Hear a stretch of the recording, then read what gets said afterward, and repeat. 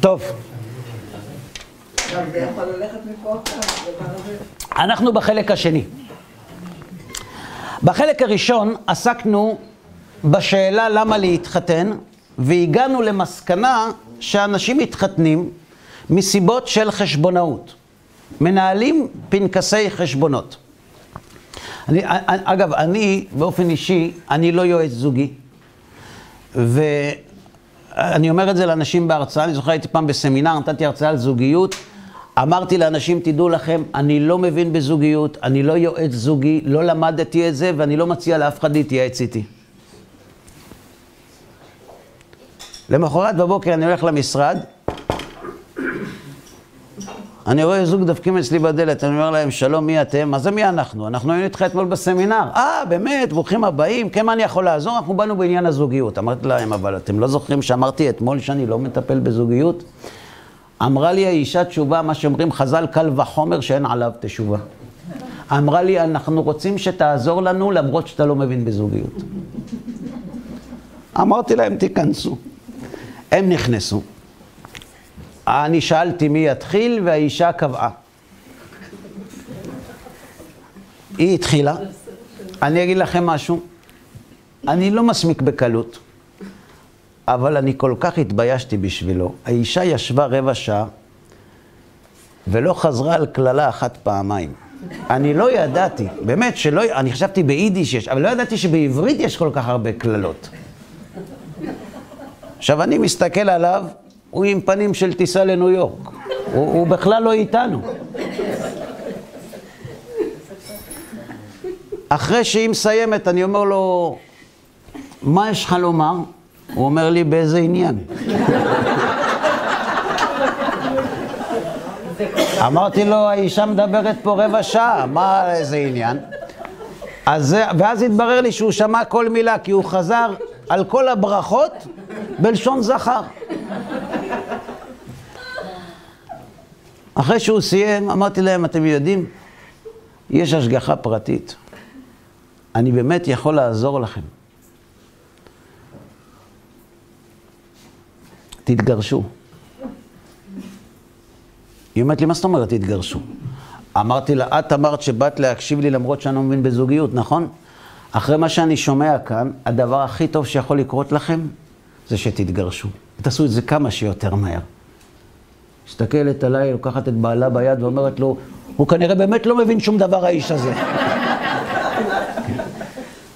לכן מי שבונה על החלק הראשון בלי החלק השני, כדאי שיעשה את זה במקום אחר. ההרצאה שעוסקת בזוגיות, ההרצאה שלנו שעוסקת בזוגיות, אי אפשר להגיע לתוצאות או למסקנה בלי לשמוע את שני החלקים. ועכשיו נעבור לחלק השני. אגב, אני לא חוזר בי ממה שאמרתי בחלק הראשון. אני באמת חושב שלא מעט אנשים מתחתנים מהסיבה שהזכרנו, ולכן הם גם לא מצליחים. אני רק רוצה להציע אפשרות נוספת. עוד שיטה, שיטה עתיקה, ישנה, שלימד אותי הרבי שלי עליו השלום, ויש בה מעלה וחיסרון. המעלה זה שהרבי הבטיח אחריות לכל החיים. מי שילך לפי השיטה הזאת, כך הוא אמר לי, לא רק שהוא לא יתגרש, אהבתו תלך ותתעצם מיום ליום. אלו החדשות הטובות. החדשות הפחות טובות, שלא מדובר בטיפ. מדובר בלהחליף קופסה בראש. יש אנשים שנותנים טיפים לזוגיות. אני לא נגד. טיפים זה דבר טוב כשהכל עובד. אבל אדם שהמנוע לא מתפקד אצלו במכונית, לא יכול לקבל טיפים מהמוסכניק. הוא צריך להחליף מנוע. ומה שאני מבקש להציג הערב, זה מנוע אחר.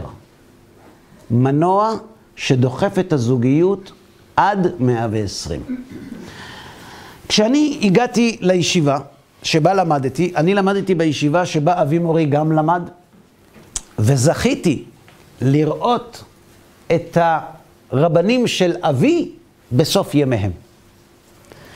וכמובן שהיה מובן מאליו שאני ארצה ללכת לישיבה הזאת, כי כל הזמן שמענו על הישיבה ועל הרבנים. ומה שאני מספר לך עכשיו אני לא ידעתי.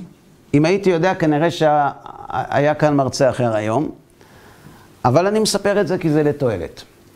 לפני שאני הגעתי לישיבה, אבא הרים טלפון למשגיח הרוחני בישיבה. אתם יודעים, בישיבה יש שני קודקודים. יש את ראש הישיבה שאחראי על זה, זאת אומרת, לחדד את הראש, ללמד תורה, ללמד גמרא, ויש את המשגיח הרוחני. זה מי שאחראי על הקופסה הזאת, לקחת את האבן, את הלב, ולסטט אותו. להפוך בעל חיים לבן אדם. אבא הרים לו טלפון. איכשהו עונה, אבא אומר מי מדבר, והרב שמח, שתבינו, 40 שנה הוא לא דיבר איתו.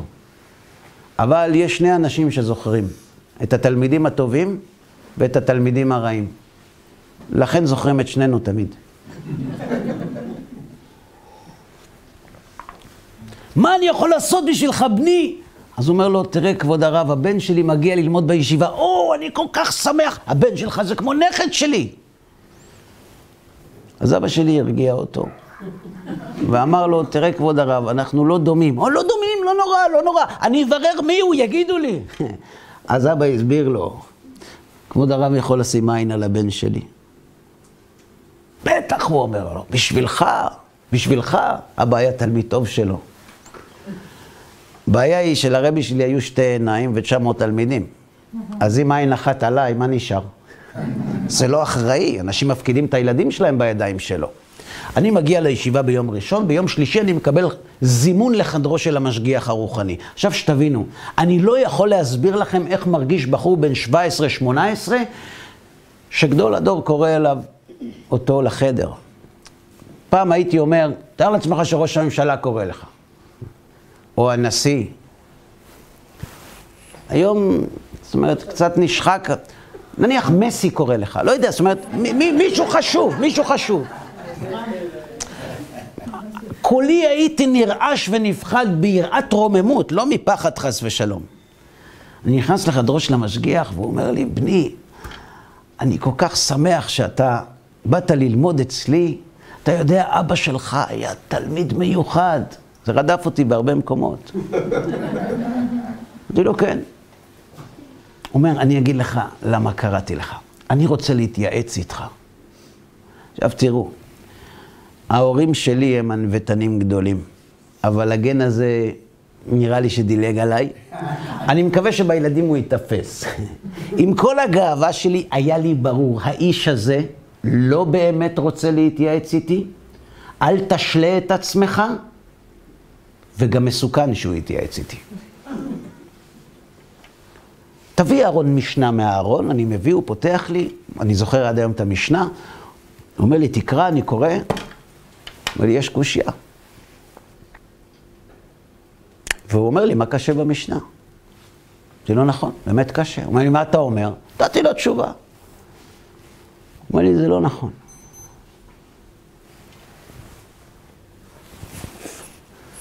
הוא קרא לי. אז לא. אבל אני לא מבין אותך, אהרון. יש לך שאלה ואין לך תשובה ואתה מסוגל לישון בלילה? אז לפי המנגינה הבנתי שהסימפוניה לא נגמרה ואמרתי לו, מה פתאום? בוודאי שלא. הוא אומר, יופי, אז אתה כמו אבא שלך. אז אתה תלך עכשיו וביום שלישי הבא אתה תחזור ותיתן לי תשובה. עכשיו תראו, אני לא יודע מה מספרים לכם על ישיבות בתקשורת. זה כמעט נכון בדרך כלל. אם לא, כן? בישיבה לומדים מ7 בבוקר עד 11 בלילה. לא צריך לקרוא לאגודת צער בעלי חיים, זה לא רצוף. יש הפסקה למנוחה בצהריים, 1.5 שעות, הכל בסדר. בישיבה אתה לא יכול ללמוד מה שאתה רוצה, יש סדר לימוד. עכשיו אני יושב לי על הראש לענות לרבי ביום שלישי תשובה, ואני לא יודע מאיפה. עכשיו, מתי אני אעשה את זה? אז כשב-11 בלילה כל החברים שלי הולכים לחדר לפטפצת לפני השינה, אני נכנס לספרייה, לאוצר הספרים של הישיבה, מטפס על סולמות כדי לחפש מישהו ששאל את השאלה הזאת, כדי שאני אוכל לענות לרב. בליל שבת מצאתי את הספר. היה כתוב שאסור להוציא ספרים מהספרייה. הוצאתי. אמרתי את זה, אני שומר איתי, אני בא ביום שלישי, אם הוא יגיד לי שהתשובה לא נכונה, אני אגיד לו שידבר עם זה. באתי ביום שלישי, הרבי אומר לי, נו, מה התשובה? אמרתי לו, ככה וככה. אומר לי, יפה! יפה. יש לי עוד שאלה. 4.5 שנים.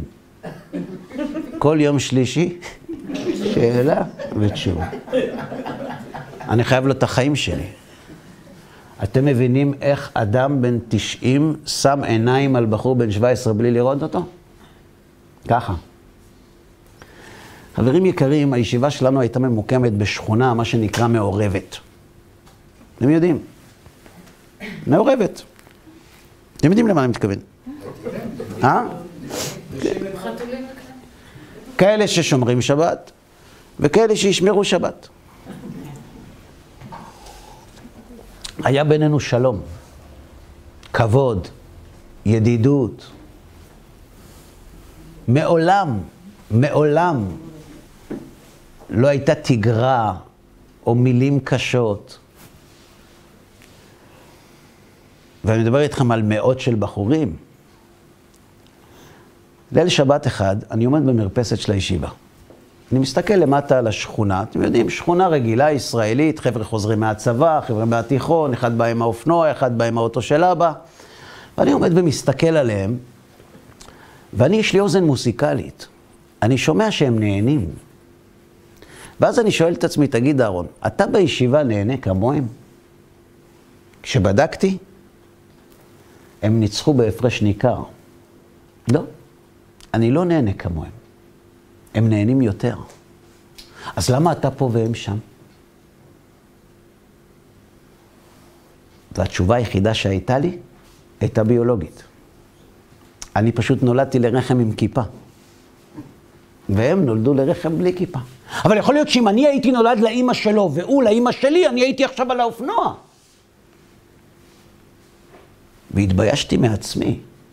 זאת אומרת, כל אורח החיים שלך, אתה חי בכוח ההתמדה. סבא שלך גלגל, אבא שלך מגלגל, אתה מתגלגל, והילד שלך יגלגל.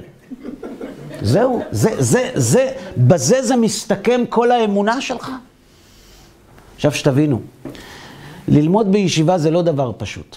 לשבת מול סטנדר, מ-7 בבוקר עד 11 בלילה, וללמוד מי נגח את מי קודם, השור את הפרה או הפרה את השור, אם אתה לא מורעל, מכן הקוקייה אתה תצא יותר שפוי. אתה יכול להשתגע. ולא מצאתי את נפשי. אמרתי, אני יושב פה כל היום ולומד, אני לא יודע למה, ויש לי תוכניות לחיים.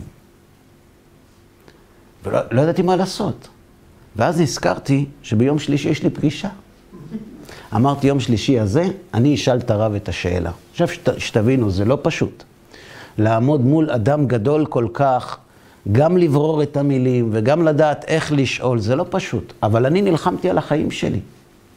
הגיע יום שלישי, הגעתי לרב, הרב אומר לי, מה התשובה לשאלה משבוע שעבר? נתתי לו, לפני שהוא שואל עוד שאלה, אני אומר לו, כבוד הרב, אני יכול לשאול משהו?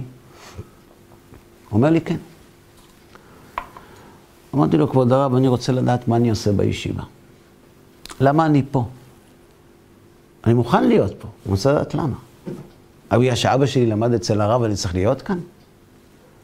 אז הוא הסתכל עליי, הוא לא הופתע, הוא לא נבהל, אני לא יודע מה היה קורה במקום אחר. הוא אמר לי, אז אתה רוצה לדעת מה המשמעות של החיים? אמרתי לו, כן. הוא אמר, מצוין. אז אני אלמד אותך. תביא חומש, ויקרא. התחלתי להרגיש לא טוב. תראו, אני לא יודע את כל התורה וגם לא חצי, אבל חומש אני יודע. ועוד ויקרא? אין משמעות החיים בחומש. אני חשבתי, יביא, אני יודע, מקור חיים של רבי שלמה אבן גבירול, יביא אמונות ודעות לרבנו סעדיה גאון, כוזרי לרבי יהודה הלוי, מורה נבוכים לרמב"ם, יביא איזה פילוסוף, מה מביא לי חומש?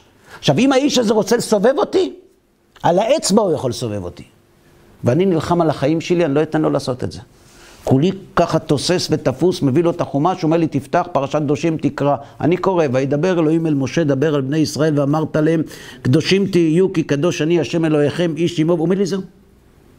כאילו, מה זהו? אומר לי, מספיק פסוק אחד. משמעות החיים. אמרתי לו, מה זה קשור למשמעות החיים? מה זאת אומרת? זה משמעות החיים. כאילו מה, זה להיות קדוש זה משמעות החיים? תסתכל עליי הרב, לא התרגש ממני, ואמר לי, תגיד לי, למה לא אהבת את התשובה? חוץ מזה, תגיד, אתה בכלל יודע מה זה קדוש? איבדתי את העשתונות, אמרתי לו, כבוד הרב, תורה אני לא יודע, עברית אני יודע. לא רק אני יודע, כבוד הרב, כל ילד יודע מה זה קדוש. הוא אומר לי, אז אל תכעס. תסביר. לא. קדוש, זאת אומרת, קדוש. אתם צוחקים על חשבוני, אם היה לי איפה להכניס את עצמי באדמה, הייתי מכניס. הוא אומר לי, אהרון, אז אם אתה לא יודע מה זה קדוש, אולי התשובה דווקא כן יפה, אתה פשוט רק לא מבין אותה? קדוש אהרון זה נבדל. פרוש. הרי את מובדלת לי, בטבעת זו, מכל הגברים בעולם. אני מקדיש כסף זה לצדקה, אני מבדיל אותו מכל הרכוש שלי, שנשאר שלי, זה לא שלי. נבדל. תקרא. וידבר אלוהים אל משה דבר אל בני ישראל ואמרת להם, נבדלים תהיו, כי נבדל אני השם אלוהיכם. תגיד לי אהרון, ממי אלוהים נבדל? אמרתי לו, מכל העולם, מבני אדם. הוא אומר לי, נכון. אגב, זו הייתה התשובה היחידה במשך 4.5 שנים שהייתה נכונה מכה ראשונה. מבני אדם אמרתי לו. הוא אומר לי, נכון. וממי האלוה רוצה שהיהודים ייבדלו? את מעליבה אותי עכשיו. תשובה כזאת פשוטה, ואמרתי שרק תשובה אחת הייתה נכונה. עניתי את התשובה הזאת. הוא אמר לי שזה לא נכון. אמר לי הרבי, אם הקדוש ברוך הוא הבדיל אותנו מהעמים, לא צריך לעזור לו, הוא יודע לעשות זה לבד. ואם הוא לא הבדיל אותנו, ואנחנו הבדלנו את עצמנו, אנחנו סתם גזענים. אמרתי לו, אז רגע, אז ממי הוא רוצה שהיהודים ייבדלו? הוא אומר, אני שאלתי קודם. והוא גילה לי סוד. היום אני יכול לומר לכם, אני לא מבין גדול, אבל אני יכול לומר היום יותר, שהרבי שלי היה גאון, בגלל שהוא הצליח להכיל ילד קטן, את היסוד שכל תורת הקבלה יושבת עליו. זה לא דבר פשוט. הוא לימד אותי סוד.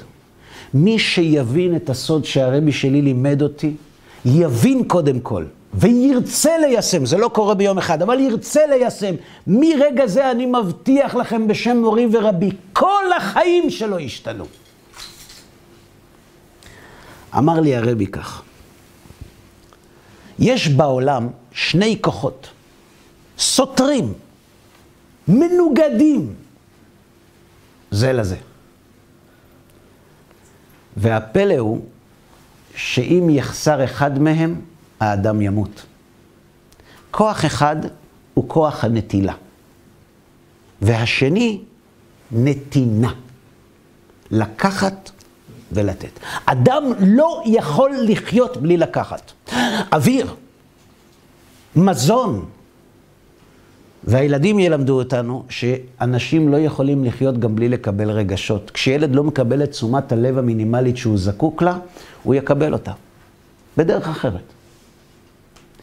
אין אדם בעולם שיכול לחיות בלי לקבל לתוכו את הפחמימות, החלבונים, הסוכרים והמינרלים שהגוף שלו צריך, אבל גם לנפש שלו יש צורך לקבל רגשות. אי אפשר בלי זה.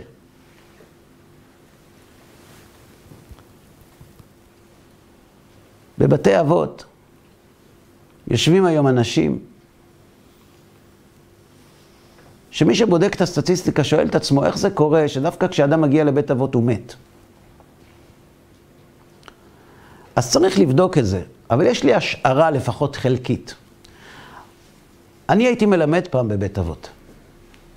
בבית אבות יושבים אנשים שהמילה האנושית היחידה שהם שומעים במשך היום זה מרמקולים. אף אחד לא מתקשר אליהם, אף אחד לא מתעניין בהם. הם מרגישים שאם הם ימותו, אף אחד לא ידע. אז הם מתים. אדם לא יכול לחיות בעולם כשאין לו ממי לקבל רגשות. מצד שני, אנשים לא יכולים לחיות בלי לתת. כמה שזה נשמע מוזר בימינו. קודם כל אוויר, הוא צריך להוציא. וגם את המזון, כן, חוץ מכבודכם הוא צריך להוציא. אבל עד כמה שזה יישמע מפתיע, בני אדם לא מסוגלים להישאר שפויים אם אין להם למי להעניק. מי שאין לו למי להעניק, יעניק לבעלי חיים. ואם אין לו בעלי חיים, הוא יעניק לצומח, ואם אין לו צומח, הוא על אי בודד, הוא יעניק לדומם, הוא ידבר איתו כדי להישאר שפוי. יש לנו צורך מולד לתת. שני כוחות. אמר לי הרבי אהרון, בעולם הזה, אחרי בריאת העולם, אין יש מאין. מאיפה הכוחות האלה באים? כל שאר כוחות הנפש, הם נובעים משני המעיינות האלה. 70 הם המלאכות, 80 פילגשים, עלמות אין מספר, אבל השורש, שני כוחות. לקחת ולתת. מאיפה זה בא? אתה יודע, אמר לי הרבי, חשבת פעם אהרון, למה אנשים לוקחים? למה אנשים לוקחים? למה אנשים גונבים? לא קראתם על זה? תכונה סקנדינבית, מה? חסר להם, נכון. או נדייק טיפה, הם מרגישים שחסר להם, כי אנחנו חושבים שיש להם, אבל הם מרגישים שחסר להם. ומה גורם לאדם להרגיש שחסר לו? זו לא תשובה פילוסופית, תשובה מאוד טכנית. מה גורם לאדם להרגיש שחסר לו? תשובה? הזמן, השינוי. אנחנו חיים, אנחנו יצורים חומריים, אנחנו חיים תחת השפעת הזמן והמקום. יש שינויים בעולם שלנו, עולם שיש בו שינויים, יש בו חיסרון ומילוי, חיסרון ומילוי, נכון? אז כשאדם חי בעולם הזה החומרי, הגוף שלו שבא מן האדמה, יש לו התנהגות מסוימת. ההתנהגות של הגוף היא התנהגות של שינוי. ולכן אנחנו מרגישים צורך לקחת.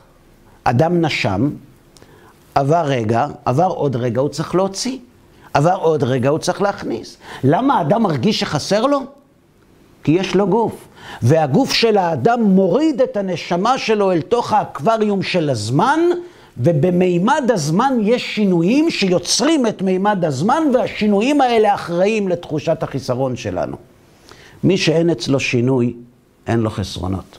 קוראים לו מת. מאיפה בא הצורך לתת? כתוב בפסוק, וייצר השם אלוהים את האדם, עפר מן האדמה, ויפח באפיו נשמת חיים. הגוף הוא חומרי, הוא תחת חוקי הזמן והמקום, ולכן הוא אבי אבות הנטילה. הנשמה, אני לא יודע מהי, מעולם לא החזקתי אותה. אפילו לא דיברתי איתה. אבל דבר אחד ברור, אם יש נשמה, היא לא כפופה לחוקי הזמן והמקום. וכיוון שהנשמה לא כפופה לחוקי הזמן והמקום, אין בה חיסרון. היא מייצרת תחושה של מלאות ושלימות. אתם יודעים מה קורה לאדם כשהוא מתמלא? הוא נותן. כשאדם שמח, מה הוא עושה? היום הוא מזמין אנשים כדי שיביאו לו צ'קים, אבל פעם הוא היה נותן. הוא היה משפיע. הלב שלו נפתח. אמר לי הרבי, הקדוש ברוך הוא נבדל מכל העולם כולו, כי אלוהים אינו חסר. הקדוש ברוך הוא רק נותן. או לא נותן, אבל הוא לא לוקח, כי אין בו חיסרון. יש בצד השני של הסקאלה בעל חיים שהוא רק לוקח ולא נותן, כי אין בו נשמה. תוצא הארץ נפש חיה למינה. ואיפה המעלית שבאה מלמעלה? אין. בעל חיים, הנתינה שלו היא אינסטינקטיבית, היא התנייתית, היא לא בחירית. בצד אחד יש אלוה שרק נותן, בצד השני יש בעל חיים שרק לוקח. אנחנו מצווים לרחם עליו, אבל הוא רק לוקח. האדם, אומרת התורה, כך לימד אותי הרבי שלי, הוא היצור היחיד בעולם שיכול לנוע על פני כל הסקאלה. מצד אחד נמשל כבהמות נדמו, מצד שני ותחסרהו מעט מאלוהים. כשאדם נולד, החלק הדומיננטי שבו זה הגוף. הוא רק לוקח. מה תינוק מחפש? לקחת. כשתינוק נולד הוא בהמה. בהמה חמודה, אבל בהמה. מחפש לקחת, ואם לא נותנים לו, הוא בוכה. אם הוא היה יודע לדבר, זה היה מטובל גם במילים יפות. ואז לאט לאט הוא מתפתח. והחברה מחנכת אותו שבשביל לקחת צריך גם לתת. כי יד רוחצת יד. אתה חי בחברה, אתה לא יכול להיות אנוכי. ולשם רוב בני האדם מגיעים. לא לחשוב רק על עצמם, לחשוב גם על כדור הארץ, לחשוב גם על בעלי חיים, לחשוב גם על הסביבה, וגם לפעמים לחשוב על בני אדם אחרים. היהדות דורשת מן האדם לקחת את זה עוד שלב אחד. קדושים תהיו, כי קדוש אני השם אלוהיכם. כשאתה נולד, אומר הקדוש ברוך הוא לאדם, אתה נולד בהמה. אבל אני דורש ממך, באותה תכונה שאני נבדל ממך, תיבדל מבעלי החיים. ככל שיהיה הפרש גדול יותר בין מה שלקחת מהעולם לבין מה שנתת לו, זה מדד הקדושה שלך. קדושים תהיו, כי קדוש אני.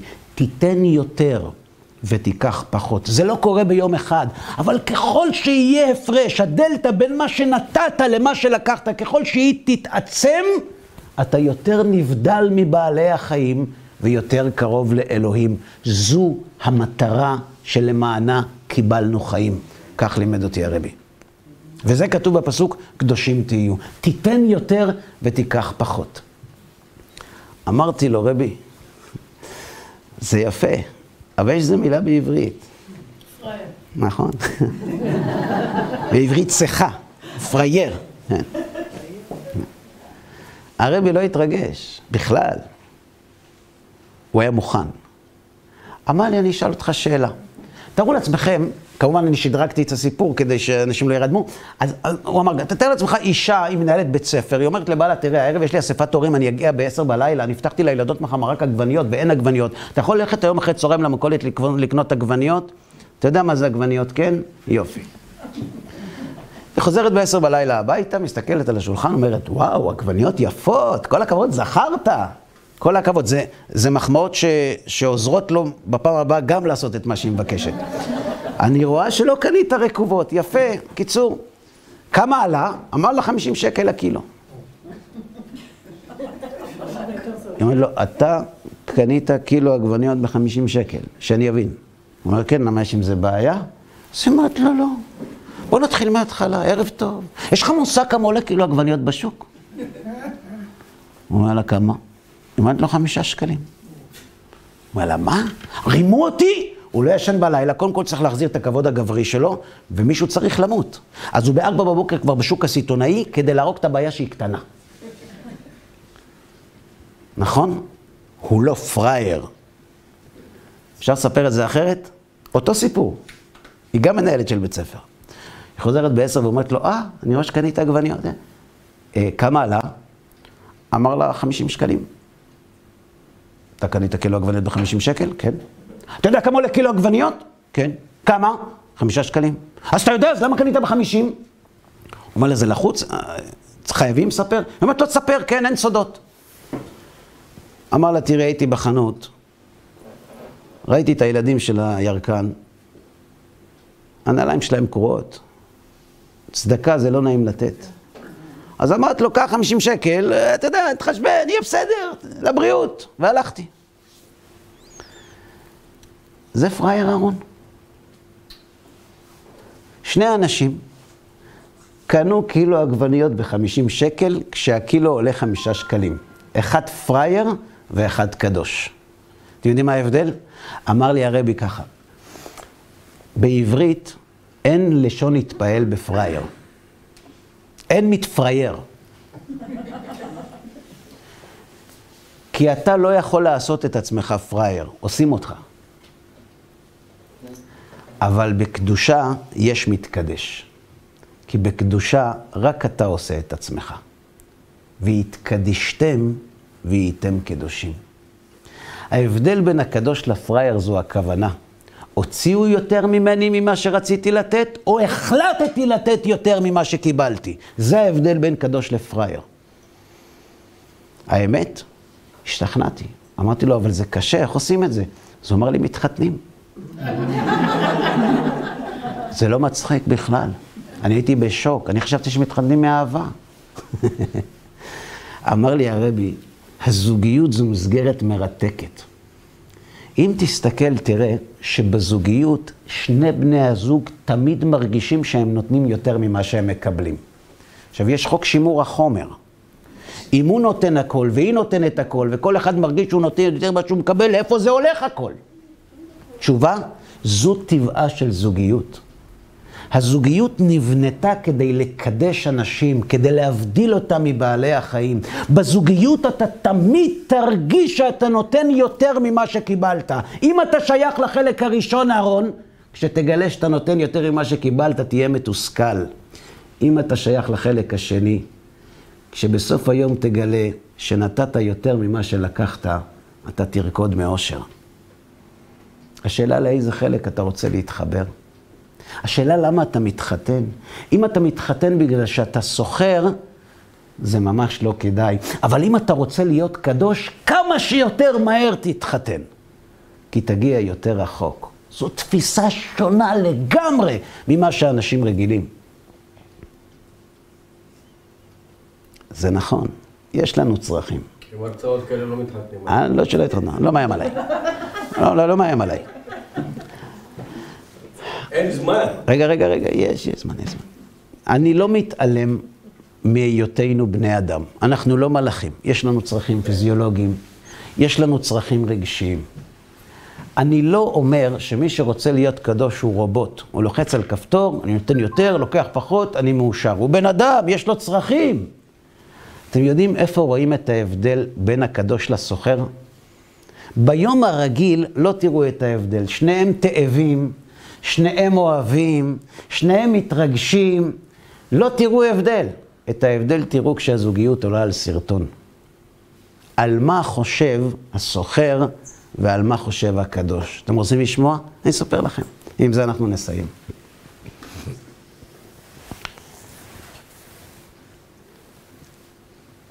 יש לי חבר טוב שגדלנו ביחד ולמדנו ביחד, ואחרי שהתחתנו יצא לנו גם לחיות יחד זה ליד זה באותו מקום שבו גדלנו תקופה מסוימת.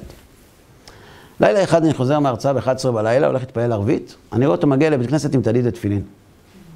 אני אומר לו, מה זה? מה זה תליד תפילין? אפילו תימנים לא מלכים תפילין בלילה. מה זה העניין הזה? אמר לי, לא, אני פשוט נשאר פה עד הבוקר, אז אמרתי, קום לך בית, תעזור, שלי את התלית והתפילין. אמרתי לו, סליחה? לפני כמה שנים התחתנת? אמר לי, נו, מה, אתה עושה צחוק? 5 חודשים. אמרתי לו, נו, ואתה לא לימדו אותך שבשנה הראשונה לא הולכים ללמוד בלילה? יש לך אישה, תשמח אותה. ושימח את אשתו אשר לקח. מי נתן לך רשות ללכת ללמוד בלילה? אומר לי, טוב, אל תטיף מוסר. רבתי איתה. חידוש. מי לא רב? כולם רבנים. חוץ מזה ש5 חודשים זה המון, יש כאלה שרבים כבר בספירה של הצ'קים. רבת, ומה זה קשור לתפילין? אני לא רוצה לדבר על זה. כשאומרים לי אני לא רוצה לדבר על זה, רק על זה אני רוצה לדבר. אחרת מה לי לספר לאנשים? אומר לי, לא, אני לא רוצה, עזוב, אתה תן לי מוסר. אמרתי לו, תשמע, אני סיימתי את היומית, המחסנית ריקה, לא הולך לתת מוסר לאף אחד. ספר לי, אנחנו חברים. דאגה בליבי ששיחנה, בשביל מה אנחנו חברים? אתה מבטיח. תקשיב, היא עשתה לי ככה וככה וככה. עכשיו, אני לא אתאר בפניכם את פירוט מה שהיא עשתה, אבל לפי מה שהוא סיפר, אז מה שכתוב בתורה, מכשפה לא תחיה, נאמר עליה. זאת אומרת, הוא צדיק, נוח, תמים היה בדורותיו, והיא, שהשם יעזור. עכשיו, אותי לימדו שיש חוק כלים שלובים. אין... אבל אתה לבד, והחבר במצוקה, אם אתה תגיד לו שהוא לא בסדר, הוא יסתובב וילך. אמרתי לו, רגע, בסדר, עשתה לך ככה, נפגעת, הכל, מה זה קשור לתפילין? הוא אומר לה, עזוב, תגיד. הוא אומר, תקשיב, אבל אתה לא נותן מוסר, לא נותן מוסר. תקשיב, אני מעצבים? אל תטיף, מעצבים? לא שאלתי בעצמי. נשבעתי לה שאני לא חוזר עד הבוקר. אמרתי לו, אומר לי, מה אם אני לא חוזר עד הבוקר, איך אני אניח תפילין? איזו חכם רואה את הנולד? אמרתי לו, חבר צדיק יש לי. אפילו שאדם עולה לו לראש והוא עובר על איסור ונשבע, את התפילין הוא לא שוכח. תגיד לי, אפשר לשאול אותך שאלה? עכשיו, בחיים אל תשאלו שאלה כזאת, בן אדם 5 חודשים אחרי חתונה, בטח לא במצב מצוקה כמו שהחבר שלי שידר. אבל לא הייתה לי ברירה, הייתי לבד בשטח, אמבולנס עוד לא הגיע. חייבים. תגיד לי, למה התחתנת? שאלתי אותו. וזה פוצץ את הבלון, והכל עליי. מי אתה שתטיף לי מוסר? אני לא האנשים ששומעים את ההרצאות שלך, תשכח שאני למדתי בישיבה שאתה למדת. למה אתה התחתנת? כבוד הרב הגדול. להיות קדוש, נכון? גם אני התחתנתי להיות קדוש. אמרת, לא רואים, אל תצעק. רואים? רואים? שאפילו כשאשתך רבה איתך, ואתה לא מחזיק את עצמך, את התפילין אתה לא שוכח. אז תקשיב, חבר טוב שלי, אתה או טיפש או שקרן, ואני עם שני האנשים האלה לא חבר. הוא אומר לי, מה זה קשור? אמרת לו פשוט מאוד. כשאנחנו פוגעים במישהו, אתם לא יצא לכם, אתם צדיקים, אבל לפעמים יוצא לי חס ושלום לפגוע במישהו. ואז מישהו בא בסוף הרצאה, ואומר לי, תשמע רון, אתה לא התייחסת יפה לבן אדם, פסלת את משהו, תבקש ממנו סליחה. מה התגובה האינסטינקטיבית?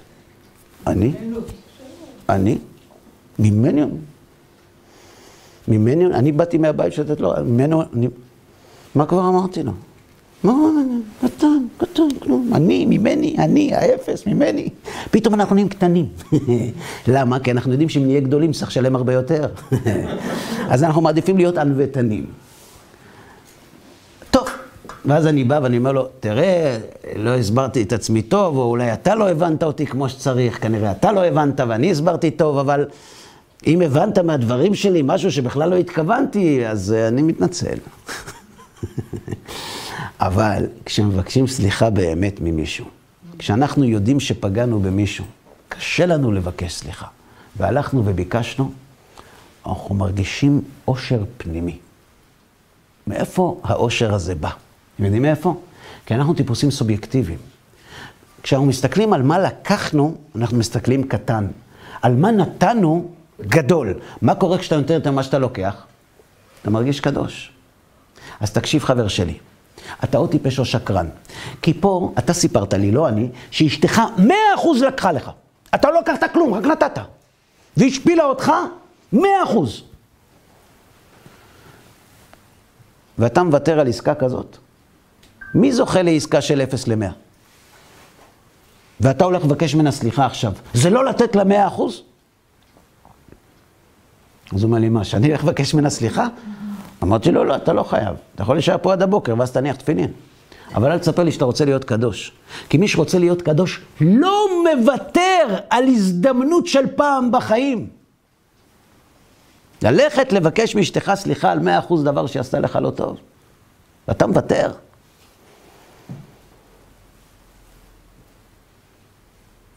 אם הייתי קורא מחשבות, הוא כנראה, הייתי רואה שהוא מקלל אותי. אבל הלכתי, אבל לא הלכתי הביתה. הלכתי רק, כמו שאומרים, לתת לו את המרחב שלו. אחרי 10 דקות התחילה תנועה על כיוון הבית. אמנם איטית, אבל הכיוון היה אחיד. עכשיו, אני לא יודע מה קרה בבית, כי דברים טובים אנשים לא מספרים, רק צרות. אבל אני מתאר לעצמי שאישה 5 חודשים אחרי שבעלה רב איתה, גם עם חצי ממה שהוא אמר נכון, היא מרגישה אשמה. עכשיו, 5 חודשים אחרי חתונה עדיין אוהבים סטטיסטית? בממוצע. עכשיו, אם אתם מחברים במבחנה אחת, אהבה ורגשות אשם, זה מייצר דמעות. זאת אומרת, התגובה היא בכי. אז היא יושבת עכשיו בבית ובוכה. איזה טיפשה אני, איך התנהגתי. עשיתי לו ככה, עכשיו בטח קר לו, אולי נלך לראות מה איתו, מה יש לך גם כבוד, מה פתאום? ואז ב-11:30 בלילה דופקים בדלת. ההורים שלו גרים בדימונה וזה בחוץ לארץ.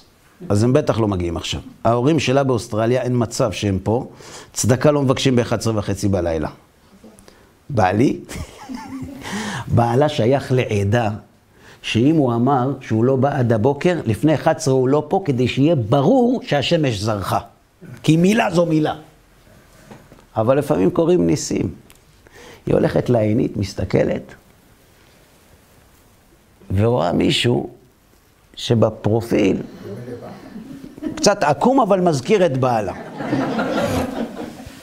היא מתמלאת אושר. אין לנו מושג, היא מאושרת, היא יודעת שהיא לא הייתה בסדר. והיא יודעת כמה קשה לבעלה גנטית לשבור את המילה שלו. אז למה הוא עשה את זה? כי הוא אוהב אותה, כי הוא לא רוצה להשאיר אותה לבד בבית. היא מתמלאת אושר, היא פותחת את הדלת ואומרת לו, כן, למה באת? מה קרה? גם מילה כבר אין לך, אמרת עד הבוקר, עכשיו עוד לא בוקר. חוץ מזה, פעם בא שאתה מתרגז ואדם עולה לך לראש, תיקח אחריות, תיקח את חסמך וקרית אם אתה רוצה. הוא רוצה להסתובב לדימונה, ברגל, לאמא בלי חמור, לבד, לא רוצה להתחתן. וחוץ מזה צדיק ורע לו. ריבונו של עולם, אני לא מבין אותך. אני עשיתי את מה שהרב שלי אמר לי. זה מה שאני אמור לקבל ממנה. במקום, לפחות שלא תגיד כלום. טוב, תיכנס. אז הוא רוצה להסתובב. כי היא סוגרת לו את הדלת.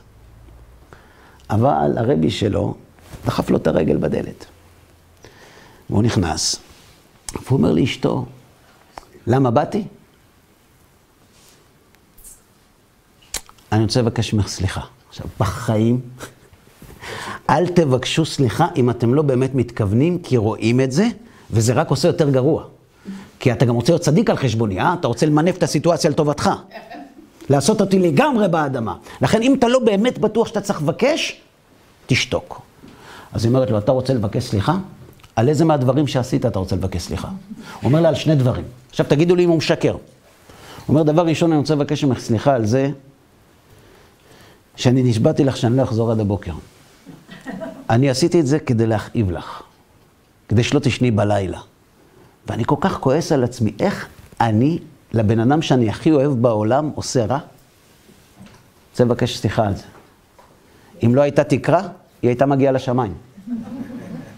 אבל היא ירדה חזרה, כי הוא צריך לבקש סליחה על עוד משהו. וההצגה חייבת להימשך. ומה הדבר השני? היא אומרת לו, עכשיו תקשיבו, תגידו לי אם הוא משקר. הוא אומר לה ככה, מה שרבנו עליו בגלל מה שעשית לי, הוא לא לוקח אחריות. הוא אומר לה שהיא עשתה משהו לא בסדר. מה שרבנו בגלל מה שעשית לי, אני אשם. למה? כי אני מכיר אותך. את בן אדם זהב. את בן אדם זהב. אפשר להגיד אלייך הכל, את בן אדם זהב. אם את הגעת למצוקה כזאת שהתנהגת אליי ככה, כנראה אני מייבש אותך רגשית הרבה זמן. אני כל כך כועס על עצמי, ואני מבטיח לך שזה לא יקרה יותר. לעולם אני לא אתן לך להגיע לשם. צולחת לי. היא רוצה לסלוח. על חבל. אני צריכה לישון על זה. תישן למטה בספה בסלון, אנחנו נדבר בבוקר. עכשיו, בספה למטה אין הרבה מקום, צר. אבל ישנו שם שניים באותו לילה. מחובקים. הצדיק, הקדוש והפרייר. שניהם. והפרייר אומר לקדוש, זה מה שרצית. זה מה שרצית, תראה מה עשתה אותך. סמרטוט. תהיה סוחר. תעמוד על שלך. שלא תתרגל. וככה הם רבו כל הלילה. הסוחר והקדוש. בבוקר קם רק איש אחד. הסוחר מת. בבוקר קם איש קדוש שאתמול החליט מתוך מודעות לתת יותר ממה שהוא לוקח. את זה אף אחד בעולם לא יוכל לקחת לו. מה יהיה היחס שלו אשתו למחרת בבוקר? אהבה גדולה יותר. אשתו עזרה לו להגיע למקום שאף אחד בעולם לא יעזור לו להגיע לשם. אל תכלית החיים שלו. ביהדות הזוגיות היא לא עוד מצווה, היא לא עוד דבר. הזוגיות היא אבן דרך, היא פרט הכרחי שבלעדיו האדם לא יכול להיות שלם. הוא לא יכול להגיע אל קדושים תהיו. ולכן אצל בעלי חיים אין נישואין. יש זוגיות לצורך העמדת צאצאים פחות או יותר, תלוי באיזה סוג ובאיזה מין, אבל חיים של משפחה אין, כי בעלי חיים לא אמורים להגיע לקדושה, אין להם ממי להיבדל, בני אדם כן. אמר לי הרבי, אם אתה רוצה להיות קדוש, להתחתן זה הדבר הכי טוב שיקרה לך בחיים. השאלה מה אתה רוצה? להיות סוחר או להיות קדוש? אם אתה רוצה להיות סוחר, אתה מוזמן לעזוב. אם אתה רוצה להיות קדוש, הגעת למקום הנכון. כאן ילמדו אותך איך לתת יותר ולקחת פחות. חברים יקרים, כשסיימתי את ההרצאה הזאת, לא רחוק מכאן, לפני יותר מ-20 שנה, ניגשו אליי זוג סטודנטים, והוא אומר לי בדרך לרכב, תגיד לי, אנחנו היינו אמורים להתחתן עוד 3 חודשים. אחרי מה ששמענו, אתה לא חושב שזה קצת לא אחראי מצדך? אתה הרי לא יודע מי יושב מולך. אמרתי לו, מה זאת אומרת? מה זה קשור לחתונה? הוא אומר, אנחנו החלטנו שאנחנו הולכים הביתה לראות לאיזה חלק של ההרצאה אנחנו שייכים. אתה לא חושב שזה קצת לא אחראי? נורא נעלבתי. אמרתי לו, תראה, אם יתברר לך שמה שאמרתי זה נכון, איזה מזל שנפגשנו 3 חודשים לפני החתונה ולא 3 חודשים אחרי. אם תיתן לי רק מעשר ממה שחסכתי לך, אני אהיה מאושר. אצל דתיים בסוף הכל מגיע לכסף. אגב, אם תעשה בדיקה ויתברר שמה שאמרתי לא נכון, מה אכפת לך אם נפגשנו 3 חודשים לפני או 3 חודשים אחרי? עכשיו, מי יחליט אם מה שאמרתי נכון או לא? אתה. אז למה אתה זורק את האחריות עליי? אני מאוד מודה לכם שהקשבתם לי ומקווה שהדברים יהיו לתועלת.